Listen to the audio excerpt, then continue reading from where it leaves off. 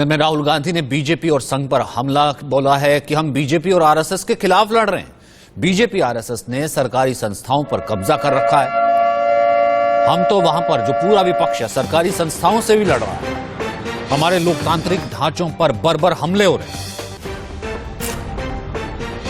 राहुल गांधी एक बार फिर से सरकार की आड़ लेते हुए, सरकार का नाम लेते हुए, अब विपक्ष की बात है, ठीक है, विपक्षी नेता के तौर पर गए हैं, अब सरकार की नीतियों पर बोली कि उनकी ये नीति ठीक नहीं, उनकी ये योजना ठीक नहीं, ये पीपल्स फ्रेंडली नहीं है, लेकिन आप देश को ही कटघरे में खड़ा करने लगते हैं कि वहां लोकतंत्र नहीं है। राहुल गांधी पर केंद्रीय मंत्री अनुराग ठाकुर का भी बयान सामने आया है। अनुराग ठाकुर का यह कहना है कि देश उनकी बातों को यकीन नहीं करेगा। राहुल ने विदेश में जाकर के देश का अपमान किया है। राहुल गांधी के बयान पर अनुराग ठाकुर का पलटवार कि देश उनकी बातों को यकीन नहीं करेगा और किस तरीके से जो है वो बदनाम कर रहे हैं। राहुल ने बदनाम किया है।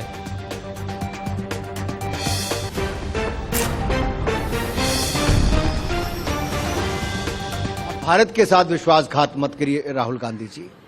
आप भारत की विदेश नीति पर आक्षेप आपके निम्न बौद्धिक स्तर का परिचायक है।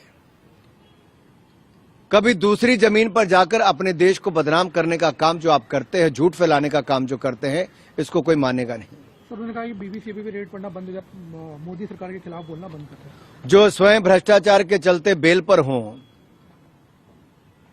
वो दूसरों के प्रति भी और संवैधानिक संस्थाओं के प्रति उनके शायद विश्वास ही खत्म हो गया है।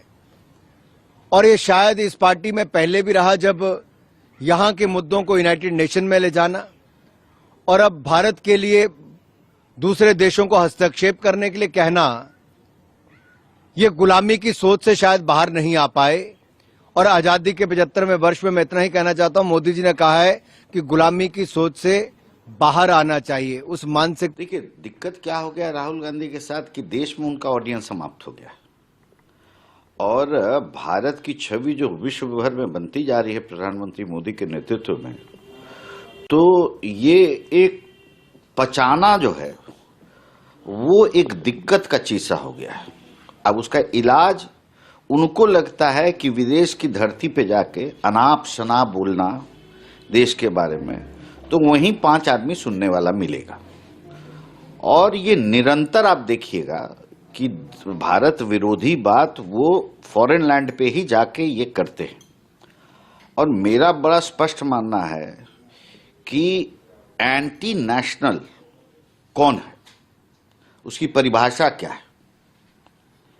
कोई एक परिभाषा होनी ना चाहिए। जैसे गरीब की क्या परिभाषा है, तो एंटी नेशनल की क्या परिभाषा है, क्या मापदंड है उसका।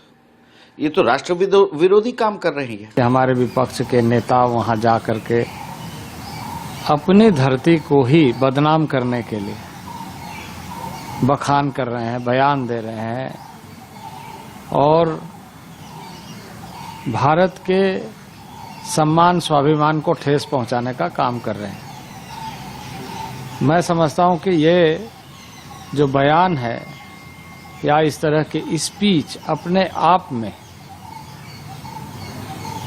इस बात को दर्शाता है कि कहीं न कहीं वो देश के सम्मान स्वाभिमान से कोई लेना देना नहीं रखते।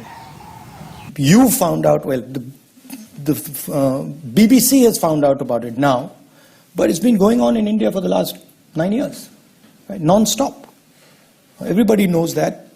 Journalists are intimidated, they're attacked, they're threatened, and the journalists who toe the line of the government are rewarded. Right? So it's a part of a pattern, and I wouldn't expect anything different.